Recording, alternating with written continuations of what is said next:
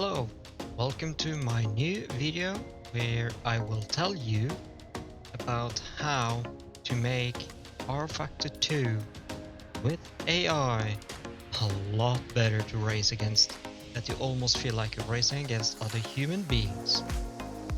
And we are also gonna fix a jolting ugly bug kind of destroys for your direct drive wheel, which we'll do in the first section of this video. Then we'll jump directly into fixing the AI for you. Alright? Alright guys, let's get into it. Alright, so right here we have finaly, which I basically use because I want effects and stuff working on my steering wheel. So, if you really want to remove the jolting away from your Fanatec or other DD wheels that has the DPR game damper effects strength, you turn this off. I don't say it's gonna work for every DD wheels, but for Fanatec DD wheels, we'll remove that instantly. Your jolting, vibrations, where it feels like your direct drive wheel is broken, is now fixed. That is all you have to do on your Rfactor2. So if you want to copy this settings here, be my guest, pause the video if you want to try out my Rfactor2 settings. This is basically almost the same as what Fanatec forums suggest. But I increased this to 50 because my steering wheel was wobbling back side to sides every time when it went to hit. So I took it up to 50% and it reduced that quite a bit.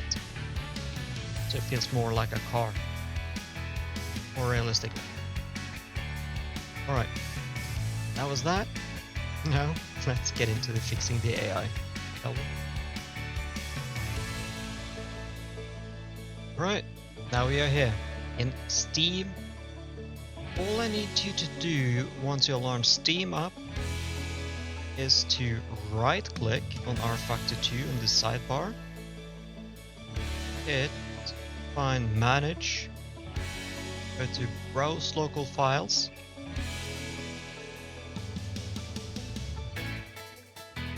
next you gotta do, once you got to this place, go to user data,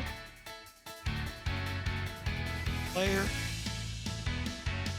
and JSON file that says player. Double click on that one and you get this thing up. So the next I want you to do, after you have done all of that, you hit Control and Fostruct or F, and you get this one up here. Sorry, mine is in Norwegian, but it doesn't matter anyway. So once you got that one up, you leave that be for a minute. So the next I want you to do, scroll down until you see AI. See AI on this section here. Once you scroll down to here, all I want you to do is AI corner grip. Take that down to 95. That will increase AI's more grip into the corners, so they will go faster in and have more control during the corners.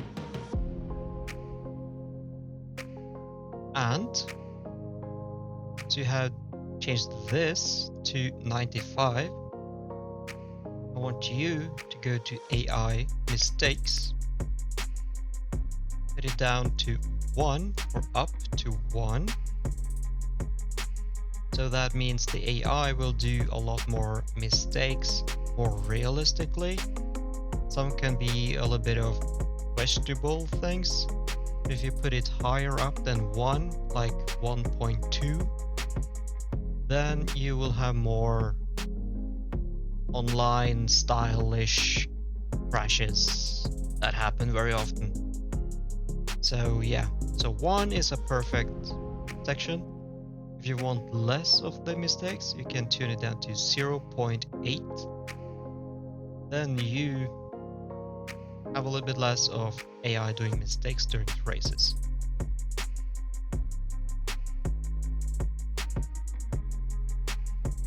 And that was about that. So the next, we take this one up. Remember, to get that one up, control construct, which is F, and you get this file here up. You type blue. Next you gotta do, click enter one more time and another time. And there you see the blue flags, right?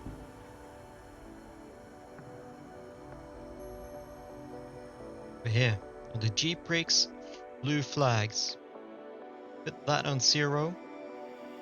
And with that, it will make the AI reduce less than 100% throttle.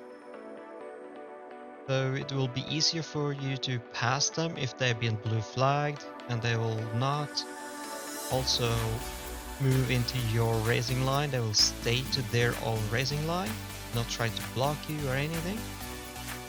So they will just stay there. All you have to do is be more patient during races against the AI. And that is more realistically, in my opinion, if you have watched every realistic races that is real. You don't see every people hitting the brakes, letting people by. No. They're just lifting a little bit up and letting the driver, slapping them, pass.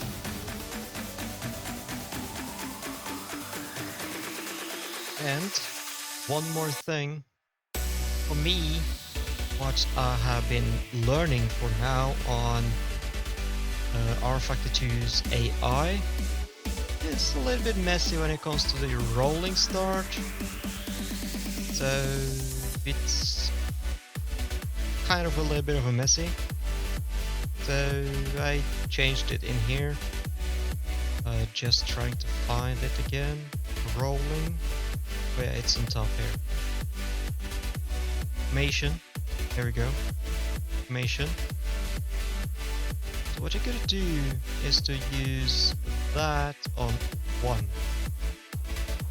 which is here. That's standing start formation. You can try others as well if you take it on 2. Standing formations off, or rolling start formation on, or 8 rolling formation off. But for me, I put that on 1, so every time the race starts, it's on always on formation, because there is no pace car in with the AI as far as I have learned. And if you're doing with the rolling start, you're driving all around the track, and one AI is passing everyone and driving further away from everyone else, while the rest of the field is behind, is slowing down, don't know what to do, and that messes up the start quite a lot. So standing start will fix all of that. So that is basically all of that actually. That's all you had to do. So the next you will do, hit File, Save As, hit Save. If you want to change, yes. There you go. That's about it. That's how you fix AI on Rfactor2. you will have a good race against them there.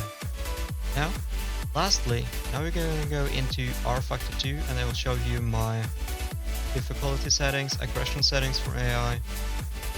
Let's get there. Alright, so now we are inside Rfactor2. The next we're going to do is hit single player, and as you already can see, I already have signed in for the competition system on GT3, and I practiced here at Sebring. I practiced here last time, Laguna Seca, and now it's a really good practice to do with it now. So what I want you to do once you have done everything correctly, I want you to have practice on, qualifications on, and once you have all of that on, that will at least give the AI more opportunity to basically have stronger strength of field when they race on the track. So 10 minutes on practice and 10 minutes on qualifying. That's perfect timing. If you want to give them a little bit more time, you can have a warm-up before a race as well. And once everything, all of that is pre-set up and readied up, next I want you to do is go in here on AI. My AI strength with the AI is less than 100%. It depends on the track itself. So I lie about 95% to 105%. That is my AI level of strength in Rfactor2. Depends on the tracks, of course. But here I can lay about at least 100% or 105%, but I keep it up 100. AI aggression, you can try that at 50%. That will at least give them a little bit more aggression by passing, and they will probably do less giving up side-by-side racing. If you are trying to pass them on the turn, they won't hit the brakes and let you pass easy. They will fight for it. I think they will. I have been on 30% on this, so I gotta test this later on, but not on this video. I will try that out on our stream sometime. But as you can see here, that is basically everything that I have done, and that is make me feel I'm actually racing against other people with Rfactor2 AI, and it's amazing. And even with the fix of the force feedback, you can check that out as well, just to have it in there. Okay, here we are. Alright, this is a bonus for you, every one of you guys that's probably having issues with force feedback and finding your own tuning. Here is my force feedback settings on Rfactor2. You already seen in the beginning of this video of my fan attack. Now I'll give this to you as well as a bonus. So first thing first, I use 9 on the smoothing. You can reduce that, but it's basically between 5. It depends what you like. I put it at a 9 for now, and 65 to 75 is actually really good force feedback settings for a specific car multiplier. Depends on the car. For the Porsche 9 GT3 car, it's very good with 65% or 70%. It depends what you like, strong or a little bit less weakened force feedback. For the minimum steering torque, keep that at 0. Force feedback direction, keep that at positive. Rotation limit mode, device. I think that is what is very recommended, have it on device instead of software. I don't know, I don't remember, but I have it on device and it works perfectly fine for me. For the max wheel angle, keep that on custom, take that to custom. Steering wheel, max wheel angle 900. And range set by vehicle, keep that on. And you have the rest of this 0. And that's it, guys. So you can now see, clicking on my clutch and brakes, steering, and it's perfect and it's beautiful. So I really hope this video was really helpful for you guys, and thank you so much for watching. I hope you will have a good race here on Rfactor2, and let's hope a lot better, good things will come to Rfactor2 soon in the future. Take care, guys.